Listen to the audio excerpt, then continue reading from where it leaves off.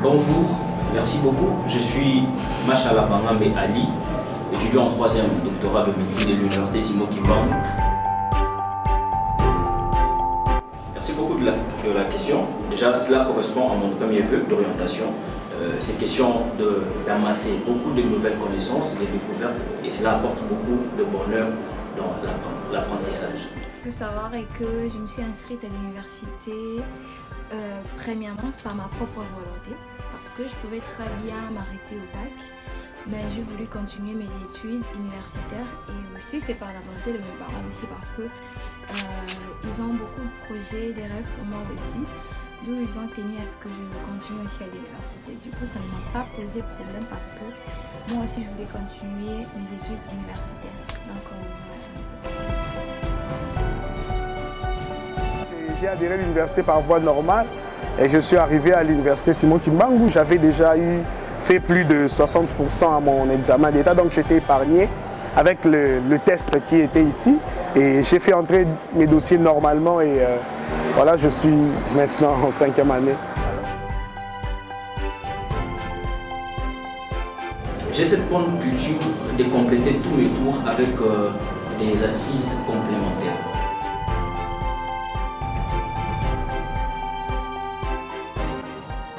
Je le dis souvent, ce sont des activités que nous exerçons à côté. En dehors du fait que je suis un instrumentiste, je joue au piano, alors je suis aussi professeur de piano. Alors ce sont des petites activités comme ça qui nous permettent aussi, en dehors de la médecine et en dehors de la science, trouver quand même le temps de se reposer, mais aussi ouvrir aussi d'autres portes de manière dans la prise en charge financière aussi. Oui, je suis d'abord artiste et coiffeur. Je suis aussi vendeur dans une pharmacie. Et je suis aussi un businessman. J'entreprends aussi, je suis un entrepreneur. déjà, oui, j'ai d'autres occupations à part la fac. Je suis mannequin photo, modèle photo, mannequin passerelle aussi, donc j'évolue dans le monde de la mode. Non seulement ça, j'ai aussi débuté dans le monde d'influence, donc je suis influenceuse Instagram. Et ça ne dérange pas vraiment mes études parce que j'arrive à bien les gérer. Quand c'est l'heure d'étudier, j'étudie. Quand c'est l'heure de travailler, je travaille. Et dans des situations dans lesquelles où les deux arrivent au même moment, j'essaie à peser, à voir qu'est-ce qui est le plus urgent. Ça peut être juste un cours à l'auditoire et peut-être un défilé. Je préfère aller au défilé, sécher le cours, mais après je vais chercher le note et réviser pour me mettre à jour. Et dans des cas où c'est peut-être une séance photo, mais là c'est une interrogation, je peux reporter la séance photo puis aller à l'interrogation. Donc il faut juste tamiser. Non, ça n'influence pas mes études parce que je sais réglementer mes heures et je sais comment s'organiser. Personnellement, non, pour moi. Ce qui regarde moi, en tout cas, non. Je pense plutôt que ça met un certain équilibre sur ma personne, c'est-à-dire sur ce que j'aime faire et sur ce que j'aime donner. Ce que je peux dire aux étudiants, le fait de suivre plusieurs élèves à la fois, cela ne veut pas dire que non, vous pouvez négliger vos études. Vous pouvez suivre plusieurs élèves à la fois et concentrer aussi à vos études, c'est vraiment important. Moi, ce que je demanderai à ces personnes, c'est de trouver le juste équilibre. Parce que lorsque nous trouvons cet équilibre-là avec ce que nous faisons, en dehors de l'université, tout en sachant que nous sommes de la faculté de médecine. Et la médecine demande encore beaucoup plus de temps, beaucoup plus de sacrifices. Alors, chercher le juste équilibre entre nos patients, je pense que ça, c'est la clé à la réussite. Déjà, mon cercle d'amis est un peu rétréci parce que j'ai pas vraiment beaucoup d'amis. Mais oui, j'ai des personnes à qui je fais vraiment confiance. Et en ce qui concerne l'influence, ça dépend. Parfois c'est moi qui les influence, parfois c'est eux qui m'influencent. Bon, ça dépend de la situation et du mood. Mais il n'y a pas vraiment une personne là qui influence d'une manière stable, statique et tout, non. Ça change, ça varie un peu. Mais oui, j'ai des proches à qui je peux vraiment faire confiance. C'est difficile de dire le nombre exact des personnes qui sont autour de moi, mais en tout cas, nous avons beaucoup de personnes qui sont là. Nous avons des amis, nous avons des merveilleux collègues qui sont autour de nous, avec qui nous évoluons chaque jour. En tout cas, en termes de nombre, je ne peux vraiment pas dire, mais en tout cas, nous avons vraiment beaucoup de gens qui sont là et qui sont autour de nous. Bien sûr, bien sûr. On dit souvent que lorsqu'on est entouré des bonnes personnes, ça nous emmène toujours plus loin. Lorsque nous sommes entourés des personnes avec qui vous avez les mêmes objectifs et les mêmes façons de voir les choses, en tout cas, ça nous permet d'aller... Oui, les difficultés ne manquent jamais. Les difficultés ne manquent jamais. Déjà, j'habite trop loin, il y a des difficultés routières pour arriver à l'université. Les difficultés financières, comme on le sait tous dans notre pays, et tant d'autres que je m'abstiens de citer ici. Nous avons des difficultés terribles concernant le matériel informatique. Notre labo est obsolète. Pourquoi dire cela? Parce que nous avons des ordinateurs qui ne fonctionnent même pas. Nous avons de claviers abîmés, nous avons de souris, vraiment là on ne parle même pas. Voilà, les difficultés rencontrées au niveau universitaire, en tout cas ce sont les difficultés classiques de tout étudiant, c'est-à-dire autour des conditions de cours, mais aussi pas seulement des conditions de cours, mais aussi de ce que nous appelons des réalités académiques. Alors c'est autour de toutes ces choses-là que nous rencontrons au moins des difficultés, mais à savoir que la vie estudiantine aussi n'est pas facile et faire face à tout ce que cette vie nous demande. Alors ce sont dans des petits mots, dans des mots simples, en fait ces difficultés que nous avons pu rencontrer durant notre parcours académique. En tout cas, nous ne manquons jamais à dire sur les autorités académiques, mais aussi au niveau gouvernemental ou soit au niveau national. Mais à nos autorités académiques, nous demandons plus des efforts dans l'optique de mettre les étudiants dans les bonnes conditions de travail. Et ça déjà, c'est une partie assez importante pour la réussite des étudiants. Mais aussi du point de vue national, nous avons toujours... nous encourageons les efforts qui sont fournis au niveau du ministère. En tout cas, nous encourageons aussi les efforts au niveau de la présidence, mais nous demandons encore plus l'accent sur la science et pourquoi pas lutter contre ces antivaleurs qui est en train de ranger le milieu universitaire. Alors la viabilité était une information qui nous est parvenue de manière un peu spontanée. D'un bon matin, on se réveille et nous avons de notes circulaires du ministre de l'ESU qui a envoyé des informations très capitales pour dire qu'il y a un bon nombre d'universités tant de la capitale congolaise, donc à Kinshasa et dans l'ensemble du pays, en rapport avec la faculté de médecine qui ne sont plus viables, n'est-ce pas, à faire fonctionner, n'est-ce pas, leurs différentes facultés de médecine. Et là, c'était une information qui a vraiment tergiversé beaucoup de personnes, qui a vraiment tergiversé le chef des établissements de ces différentes universités.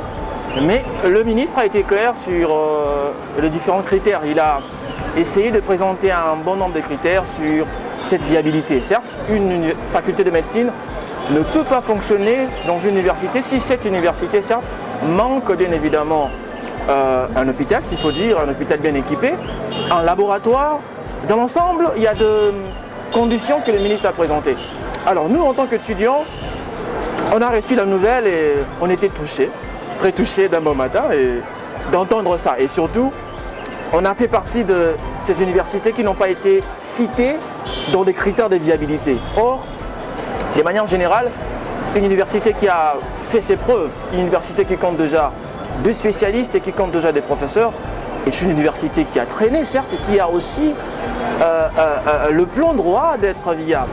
Alors, pour ce sujet qui nous a un peu rangé pendant quelques temps, sur la viabilité des universités où il y a la faculté de médecine essentiellement, Alors, mon avis sur la viabilité, en tout cas, je commence d'abord par louer les efforts du ministère de l'Enseignement qui a ce souci-là, au fait, de rendre chaque université viable, c'est-à-dire avec les critères qu'il faut pour une université ayant la faculté de médecine. Mais ce que moi, je demanderais plus au ministère, c'est au lieu plutôt d'aller à la fermeture des facultés, pourquoi pas disposer des moyens pour aider ces universités-là.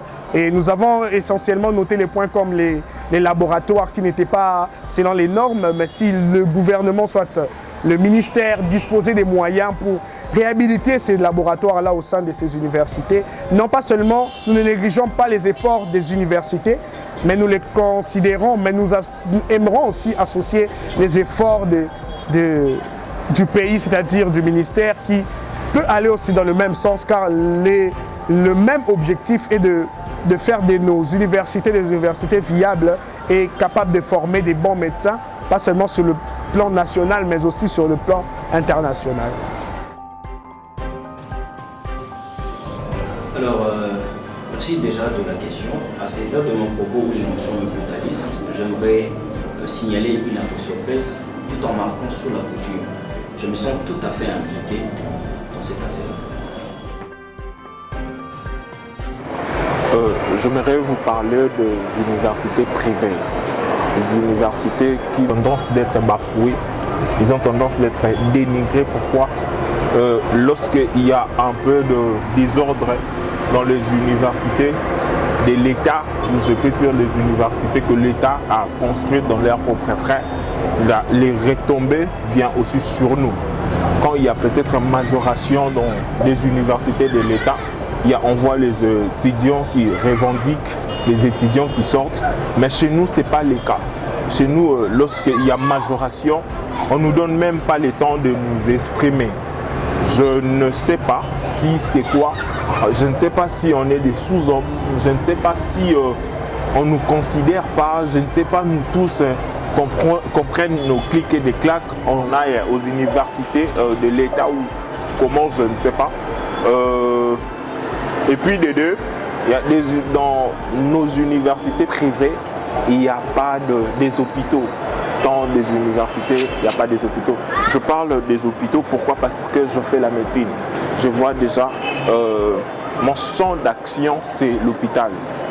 Quand je n'ai pas l'hôpital, je serai rien en fait, je ne vais pas servir.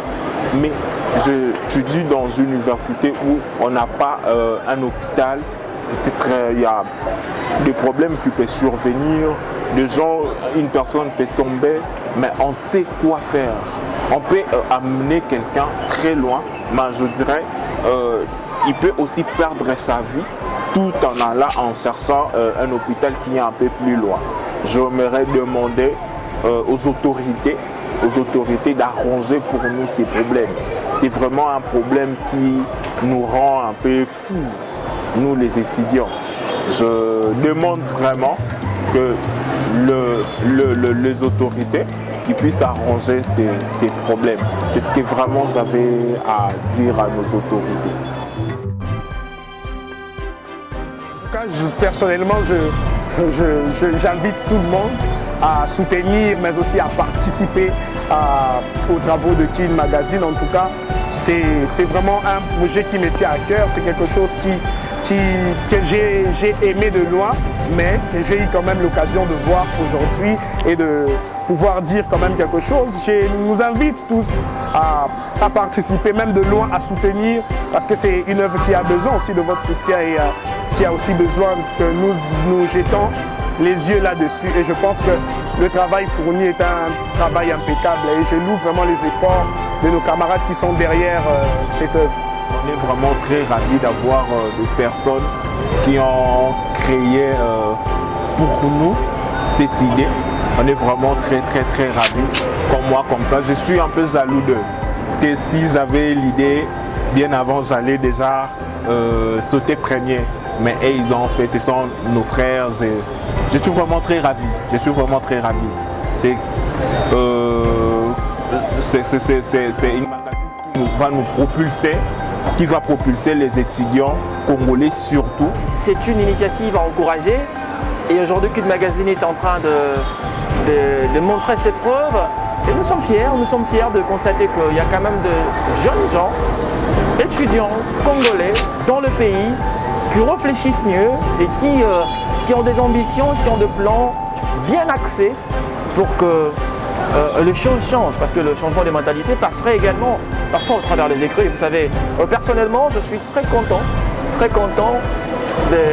d'avoir été en contact avec ces jeunes étudiants, le collectif Cud Magazine dans son ensemble, et c'est très agréable et nous leur souhaitons, je leur souhaite moi personnellement un progrès, beaucoup de succès, et surtout bientôt ils vont encore publier un nouveau numéro, et un nouveau numéro avec un titre très spécial, avec des sujets très délicats et très intéressants, et nous pensons très bien que ça va encore nous apporter bonheur. Après la publication des Petits Pandas qui a presque cartonné avec ce qui est dedans, et je pense qu'avec le nouveau numéro qui sera bientôt publié, Cud Magazine ne cessera pas de nous faire plaisir, et personnellement je suis un grand témoin qui a bénéficié de ce que ces collectifs a pu écrire, publier dans son ensemble. Merci.